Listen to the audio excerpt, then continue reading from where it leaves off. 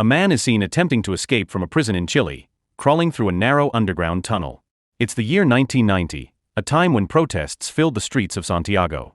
The country was under a brutal military regime, ruled by a dictator who saw dissent as treason. Protesters were labeled terrorists and kept under constant watch, 24 hours a day. The prison they were sent to was known for being impossible to escape, and most of these men had no idea they were already marked for execution. Among them were 5 prisoners who refused to give up hope. Led by a man named Vargas, they began to plan a way out. Vargas wasn't just any inmate, he was an architect.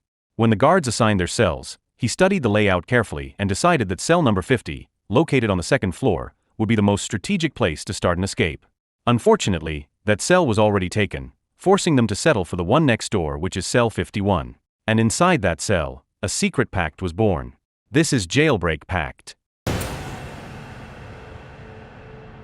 Life inside the prison was strict, but during their brief moments of freedom, inmates were allowed to play soccer or sing together. It was during these breaks that Vargas and his friends secretly discussed their escape. Using his skills, Vargas began to design their route. He knew that not far from the prison stood the Mapoco River, surrounded by thick trees which were a perfect cover once they made it out. His plan was ambitious.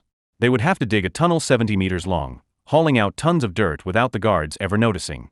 For a task this massive, they needed more hands and a way to hide all that soil. But someone had been watching. A fellow prisoner named Breakout had been observing them closely, and when he realized what they were planning, he asked to join. Vargas refused, saying they didn't need any more people for now. Insulted and angry, Breakout kept quiet, but he didn't forget the rejection. Meanwhile, Vargas and his group continued to inspect the basement, choosing the perfect spot to begin their tunnel.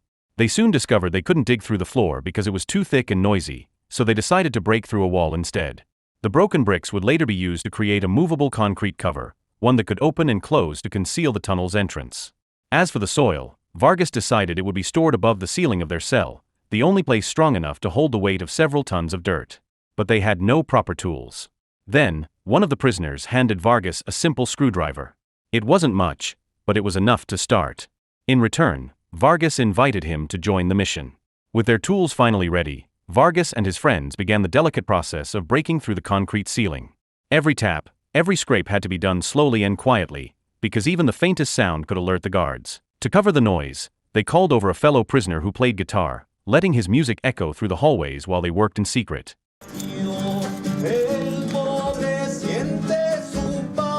When the ceiling was finally cracked open, Vargas asked for eggs.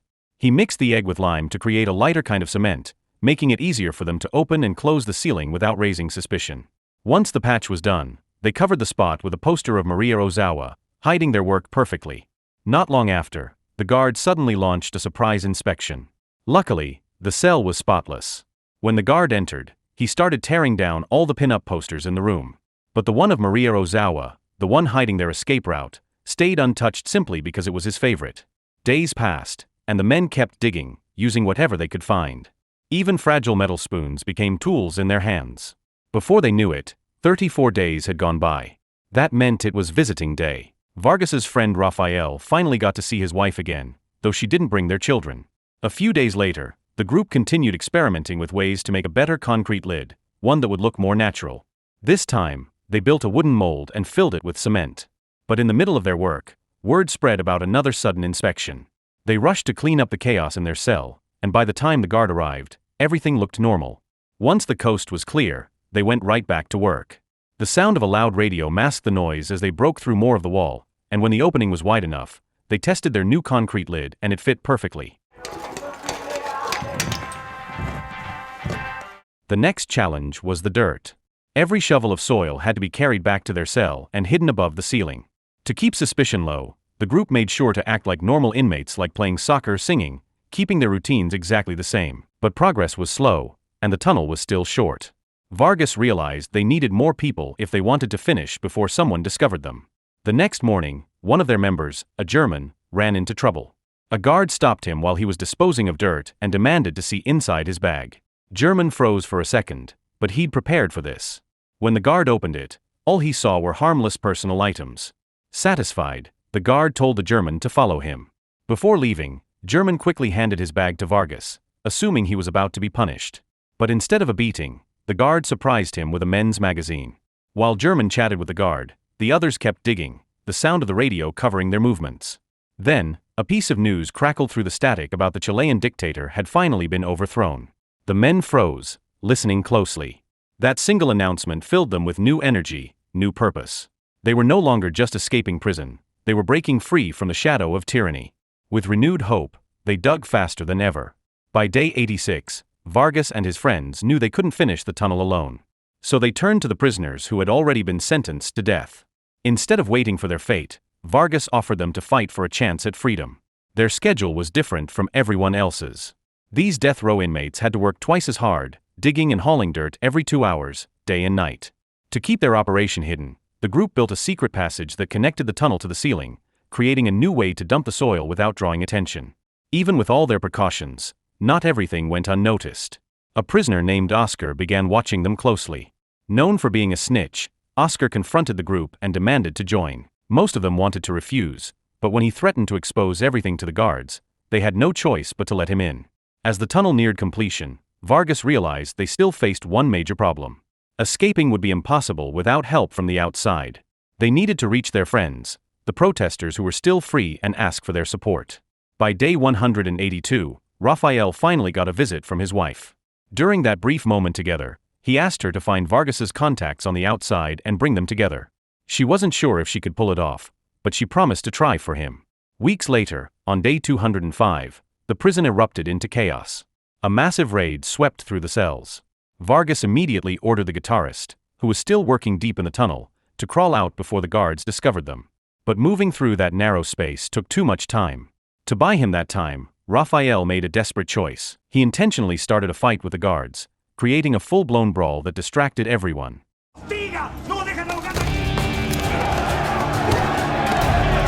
The plan worked, but it came at a cost. The prisoners involved were punished, forced to stand shirtless under the blazing sun. As for Rafael, the ringleader, he was thrown into solitary confinement, a suffocating room they called the hotel. Outside the prison walls, Rafael's wife continued her mission. She tried to rally the other protesters to help, but they refused, afraid of the risk. Still, she didn't give up. She went to see Vargas's father, German's wife, and an old friend of Rafael's. One by one, they agreed to help. By day 392, the tunnel had grown so deep that oxygen was running thin. One of the prisoners even fainted while working underground. It was a dangerous sign. The deeper they went, the more deadly it became. To solve this problem, the group recruited a fellow inmate who happened to be a carpenter. They needed his wood polishing machine to build a proper air duct system for the tunnel. As Vargas and his friends pushed closer to freedom, the man they once rejected, Breakout finally showed his true colors. Still bitter over being left out, he decided to betray them. In exchange for a pack of cigarettes, Breakout became an informant for the guards, secretly feeding them information about what was happening inside the prison. But the work continued. After months of digging, Vargas's team finally broke past the prison's outer wall. Rafael marked the end of the tunnel with red paint, which is a signal for their allies waiting outside. When Vargas's father saw the mark, though, he realized it was dangerously close to the guard tower. The next day, he came to the prison and quietly warned his son. Realizing the risk, the group decided to extend the tunnel even farther, just to stay out of the searchlights. Then came day 558. Without warning, an earthquake happened. The entire prison went into chaos as inmates and guards scrambled for safety. Vargas ran with the crowd, but suddenly stopped. His friends were still inside. Without hesitation, he turned back, rushing toward the danger to pull them out. Thankfully, everyone survived, and the tunnel remained intact. But they knew one more quake could destroy everything they'd built. The day before their escape, Vargas remembered one prisoner who couldn't join them, a man who was paralyzed from the waist down. Feeling sorry for him, Vargas offered to help him escape, but the man refused. He knew he couldn't crawl through the tunnel. Instead, he asked Vargas to deliver a message to his family if they made it out alive. When the big day arrived, the prison was calm. The inmates gathered in the common room, watching television under the guards' eyes. Vargas saw his moment.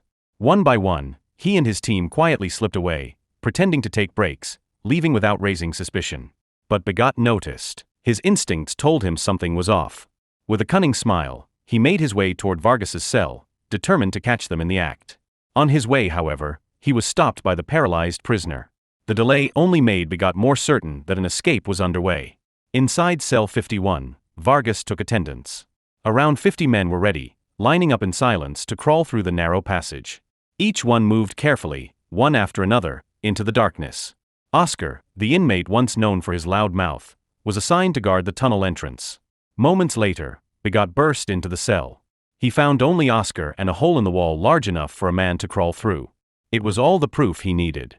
He turned to run, ready to alert the guards, but Oscar stood in his way. There was no way he'd let their one chance at freedom be ruined now. The two men fought violently in the small cell. Oscar, driven by desperation, overpowered Breakout, knocking him unconscious. But in the struggle, Oscar was badly injured. Bloodied and weak, he looked toward the tunnel entrance, but he couldn't move anymore. Meanwhile, at the far end of the tunnel, Vargas and his friends were waiting in silence and covered in dirt. Then, a faint scraping sound echoed from above. The team outside had arrived. Moments later, the final barrier gave way, and a burst of fresh air filled the tunnel. One by one, the men crawled out into freedom for the first time in years. Outside, Raphael's wife was waiting with a bag of clothes. They quickly changed into clean outfits, disguising themselves as ordinary travelers. Then they hid near the Mapoko River, concealed by trees and shadows, waiting for the bus that would take them away. After what felt like an eternity, the bus finally arrived. The men climbed aboard, hearts pounding, but one of them was missing. German suddenly realized that Oscar hadn't made it out. Worried, he ran back toward the tunnel, forcing the bus to wait. Minutes ticked by, but when he returned, his face said it all. Oscar hadn't survived the escape. Time was running out, and they had no choice but to leave him behind. Back at the prison, chaos erupted. The mass escape had caused confusion among the remaining inmates, who quickly noticed that many cells were empty. Curious and desperate, some rushed to Vargas's room, found the hole in the wall, and tried to crawl through. But before they could, the guards stormed in. They found Breakout unconscious on the floor, surrounded by a crowd of prisoners. Realizing what had happened, the guards immediately rounded up everyone left behind, including Oscar, who was too injured to move. News of the breakout spread fast, reaching the highest ranks of the military. Furious officials saw it as a national embarrassment, one that threatened their authority and exposed cracks in the system they claimed was unbreakable. As for the escapees, Raphael's wife provided them with money, fake identities, and directions for their new lives. The group then split up, each bus stop marking a different destiny. When Vargas stepped off, he turned to Raphael, gave him a final nod and disappeared into the night. In the end, 49 prisoners escaped that night, making it the largest prison break in Chilean history. Some found new lives abroad, others were eventually pardoned by the government. So the moral of the story is, if you ever plan a jailbreak, make sure your tunnel isn't hidden behind the guard's favorite poster, and always be nice to the snitch, just in case he's having a bad day.